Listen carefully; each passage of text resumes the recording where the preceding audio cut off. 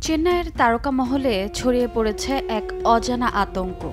সোমবার সকালে তামিলনাড়ুর ডেপুটি জেনারেল অফ পুলিশের মেইলে আসে এক চাঞ্চল্যকর বার্তা। রজনীকান্ত আর ধানুষের বাড়িতে নাকি বোমা রাখা আছে। মুহূর্তে নড়ে ওঠে গোটা প্রশাসন।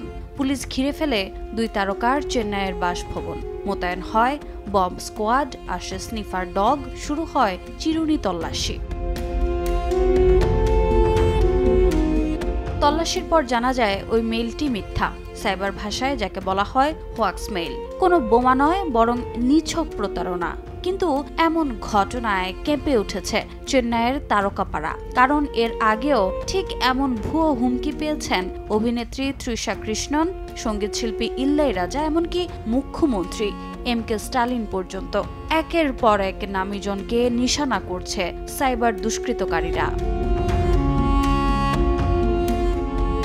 চেন্নাই পুলিশ বলছে এখনো তদন্ত চলছে। কে বা কারা পাঠাচ্ছে এসব ভুয়ো মেইল তা খুঁজে বের করতে কাজ করছে সাইবার টিম। রজনীকান্তের নিরাপত্তার টিমও জানিয়েছে সন্দেহজনক কেউ ঢোকেনি তাঁর বাড়িতে। তবে প্রশাসনের শঙ্কা, এসব ভুয়ো হুমকির আড়ালে লুকিয়ে থাকতে পারে বড় কোনো প্রভাবশালী চক্র। রোজা চৌধুরী, সময় সংবাদ।